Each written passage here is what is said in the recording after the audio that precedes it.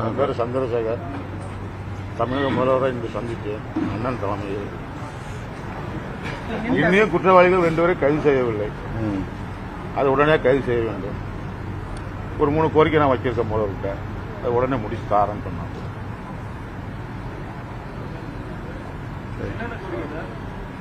கோரிக்கை வச்சிருக்காங்க, எழுதி கொடுத்துருக்கேன். இல்லை, இன்னொரு தம்பி இருக்கிற பையன், அவருக்கு ஒரு அரசு வேலை வாய்ப்பு கேட்டிருக்காரு. வந்து வேலை பார்க்கறப்ப பக்கத்தில் டிரான்ஸ்பர் கேட்டிருக்காங்க. குற்றவாளிகளை விரைந்து கைது செய்ய வேண்டும். இன்னும் கூலிப்படாது. முதலமைச்சர் என்ன சொன்னார் சார்? நேரடியாக பார்த்தீங்க, என்ன ஆறுதல் சொன்னாங்க? இல்லை, தைரியமா இருங்க, நான் எல்லாமே நடவடிக்கை எடுக்கிறேன். உடனே எங்களுக்கு இது வரைக்கும் நிறைவேற்றாங்க. சிபிசிஐடி விசாரணை நடந்தது உங்களுக்கு எவ்வளவு? இல்லை, ஓரளவு திருப்தியா போய்கிட்டு இருக்கு. இன்னும் 2-3 பேரை பிடிக்க வேண்டியது. இன்னும் நிறைய பேர் பிடிக்கும் இருக்காங்க. உங்களுக்கு நிறைய சப்போர்ட்டர்ஸ் வந்து நிறைய பேர் உங்களுக்கு வந்து ஆதரவு நிற்கிறாங்க. அது எவ்வளவு முக்கியமாக பார்க்குறீங்க? இல்லை, அது அவங்க ஆதரவு தானே நானும் கொஞ்சம் தைரியமாகவும் இருக்கேன். அச்சுறுத்தல் இருக்கான்னு கேட்குறேன். அச்சுறுத்தல் ஒன்று நல்லா இருக்காங்க, நல்லா இருக்காங்க. அச்சுறுத்தல் இருந்தாலும் அவங்க வீட்டில இருந்து வெளியே போறது பயப்படுவாங்க. பயப்படுவாங்க, பையன் பயப்படுவான், நான் பயப்படுவேன்.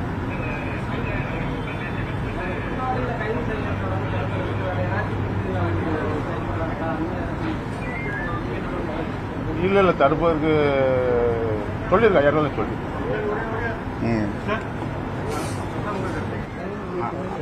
அண்மையில் ஆணவ படுகொலைக்குள்ளான கவின் அவர்களின் தந்தை திரு சந்திரசேகர் அவர்கள்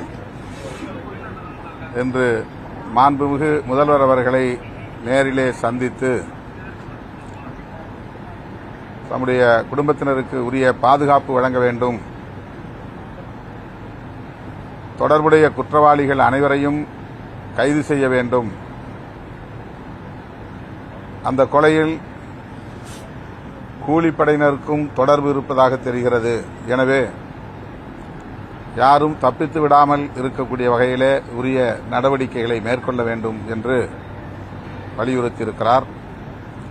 அத்துடன் தன்னுடைய இளைய மகனுக்கு அரசு வேலைவாய்ப்பு வேண்டும் என்றும் கோரிக்கை விடுத்திருக்கிறார்.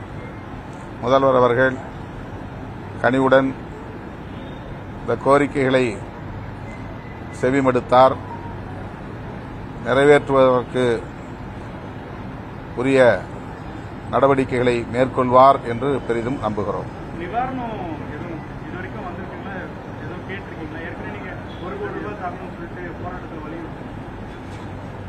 இன்னைக்கு இந்த 2-3 கோரிக்கைகளைத்தான் கவின் குடும்பத்தின் சார்பிலே வைக்கப்பட்டது.